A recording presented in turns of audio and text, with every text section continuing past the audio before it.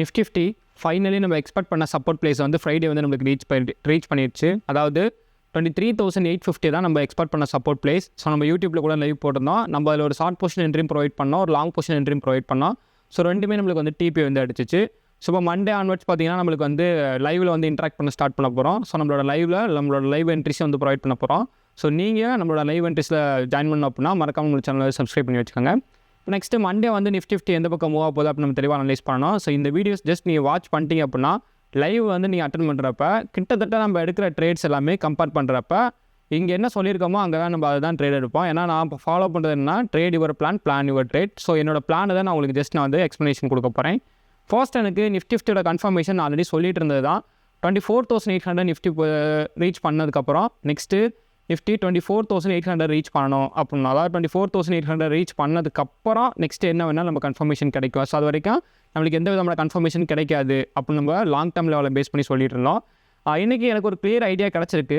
Nifty எனக்கு தெரிஞ்சு இதுக்கு மேலே டவுன் ட்ரெண்ட் போகிறதுக்கான பாசிபிலிட்டிஸ் ஸோ இந்த வீக் வரைக்கும் எனக்கு கிடைக்கவே இல்லை. சரிங்களா, ஃபண்டமெண்டலாக ஏதாவது நடந்துச்சுன்னா கண்டிப்பாக சேஞ்சஸ் இருக்கும். பட் டெக்னிக்கலி எனக்கு நிஃப்டி 24,800 ரீச் பண்ணியே ஆகணும். ஸோ எனக்கு கிடச்சிருக்கக்கூடிய கன்ஃபர்மேஷன் இதுதான் கொடுத்துருக்கு. ஒன்ஸ் எனக்கு 24,800 ரீச் பண்ணிருச்சு அப்படின்னா அங்கே ஒரு கன்ஃபர்மேஷன் கிடைக்கும். அது கிடச்சிருச்சு அப்படின்னா நிஃப்டி நெக்ஸ்ட்டு 26,000 பிரேக் பண்ணுறதுக்கான பாசிபிலிட்டிஸ் தான் அதிகமாக இருக்குது. ஸோ இதுதான் வந்து எனக்கு கிடச்சிருக்கக்கூடிய பெஸ்ட்டு லாங் டேர்ம் கன்ஃபர்மேஷன்.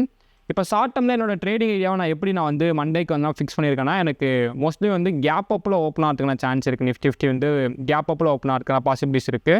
எனக்கு தெரிஞ்சு ஒரு 50 to 100 பாயிண்ட்ஸ் வந்து கேப் அப்பில் ஓப்பன் ஆகிறதுக்கான சான்ஸ் இருக்குது.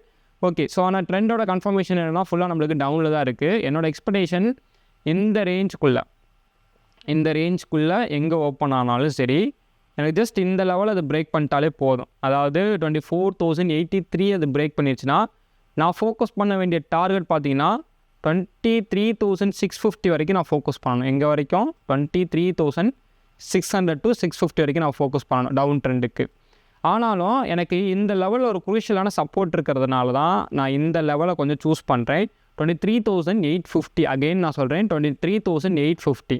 ஸோ இங்கே வந்துட்டு எனக்கு அகெயின் இந்த லெவலில் எனக்கு கன்ஃபர்மேஷன் கிடச்சதுக்கப்புறம் அப் ட்ரெண்ட் அது கிளம்புச்சுன்னா என்னோடய டார்கெட்டை நான் எங்கே ஃபிக்ஸ் பண்ணேன் அப்படின்னா 24,200 தான் நான் ஃபஸ்ட்டு ஃபிக்ஸ் பண்ணுவேன். அதாவது 850லேருந்து பார்த்துக்கோங்க எவ்வளோ பெருசு இருக்கும்னா 24,200 தான் என்னோடய டார்கெட்டாக வந்து நான் வந்து ஃபிக்ஸ் பண்ணுவேன். ஸோ இங்கேருந்து நம்மளுக்கு நெக்ஸ்ட்டு மூவ் ஆகிறப்ப 24,200 அதுக்கப்புறம் 24,350 இந்த ரேஞ்ச் கம்ப்ளீட் ஆகிடுச்சு அப்படின்னா நம்ம 500 வரைக்கும் அப் ட்ரெண்டுக்கு வந்து எக்ஸ்பெக்ட் பண்ணலாம். அப்போ டவுன் ட்ரெண்டுக்கான கன்ஃபர்மேஷன் இங்கேருந்து நம்மளுக்கு கிடைச்சாலும் மட்டும்தான். இந்த ஏரியாக்குள்ளே ஓப்பன் ஆகிட்டு இந்த லெவல்ஸை நம்மளுக்கு பிரேக் பண்ணி இந்த லெவலுக்குள்ளே நம்மளுக்கு ட்ரேட் கிடச்சா மட்டும்தான் ஃப்ரைடேவோட லோ வரைக்கும் நம்ம ஒரு டார்கெட் வந்து ஃபிக்ஸ் பண்ணுவோம்.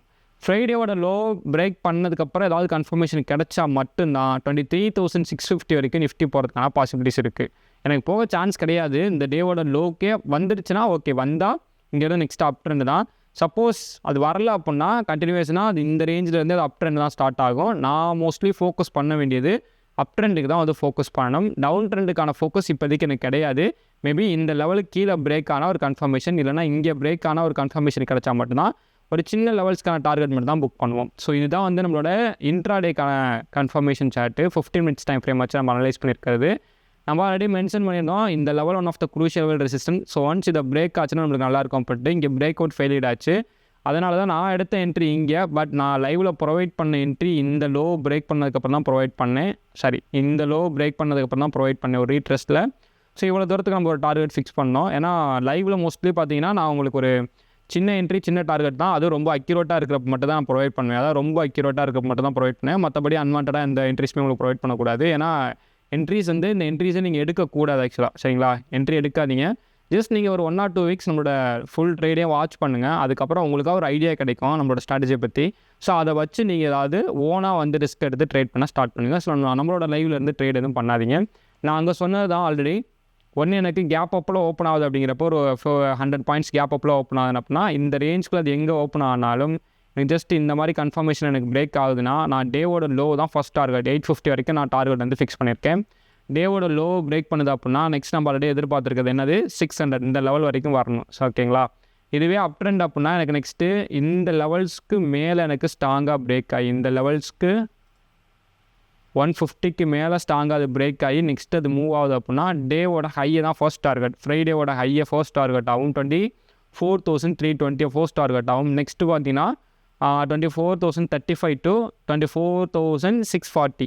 ஸோ இந்த ரேஞ்ச் வரைக்கும் நெக்ஸ்ட் லெவல் டார்கெட் வந்து ஃபிக்ஸ் பண்ணியிருக்கோம். ஒன்ஸ் அதை பிரேக் பண்ணால் நம்மளுக்கு நெக்ஸ்ட் டார்கெட் வந்து பார்த்திங்கன்னா 800 தான். ஸோ இதுதான் வந்து நிஃப்டியில் வந்து நான் எக்ஸ்பெக்ட் பண்ணுறது. ரொம்ப சிம்பிளாக வந்து அண்டர்ஸ்டாண்ட் பண்ணிக்கோங்க, போட்டு கன்ஃபியூஸ் பண்ணிக்காதீங்க. ஏன்னா நான் பார்த்தேன் ஃப்ரைடேவே ஒரு பக்கம் மார்க்கெட் டேர்ன் ஆகிறப்ப கமெண்ட்டில் கேட்குறீங்க, ஸோ இந்த பக்கம் இப்போ அப் ட்ரெண்டுக்கு ஃபோக்கஸ் பண்ணுறீங்களா, என்ட்ரி எடுக்க போகிறீங்களா அப்படின்ட்டு. கிடையாது, நம்மளுக்கு ஒரு சில கன்ஃபர்மேஷன் கிடைச்சா மட்டும் தான் நம்ம என்ட்ரி எடுக்கணும். இல்லைனா அன்வான்ட் என்ட்ரிஸ் எடுத்து நம்மளோட லாஸை ஃபேஸ் பண்ணுறதுக்குள்ள நம்ம கேபிட்டல் வச்சுட்டு 7 இருந்துட்டு போயிடலாம். ஸோ அதுதான் நம்மளுக்கு ஒரு ஈஸியான வேவும் கூட. ஸோ இந்த மாதிரி ஸ்டாக் மார்க்கெட் வீடியோ பார்க்கணுச்சிங்கன்னா மறக்காம நம்ம சேனல் வந்து சப்ஸ்கிரைப் பண்ணிக்கோங்க. உங்களோட ஃப்ரெண்ட்ஸுக்கு யாராவது ஸ்டாக் மார்க்கெட் பற்றி லேர்ன் பண்ணிட்டு இருந்தாங்கன்னா ஸோ அவங்களுக்கு வந்து இந்த வீடியோ வந்து ஷேர் பண்ணி விடுங்க. இந்த வீடியோவிலேருந்து ஏதாவது டவுட்ஸ் இருக்குது அப்படின்னா கீழே மறக்காமல் கமெண்ட் செக்ஷனில் வந்து கமெண்ட் பண்ணுங்கள். ஸோ அதையும் நம்ம வந்து லைவில் வந்து இன்ட்ராக்ட் பண்ணலாம். ஓகேங்களா? தேங்க்ஸ் ஃபார் வாட்சிங். தேங்க்யூ.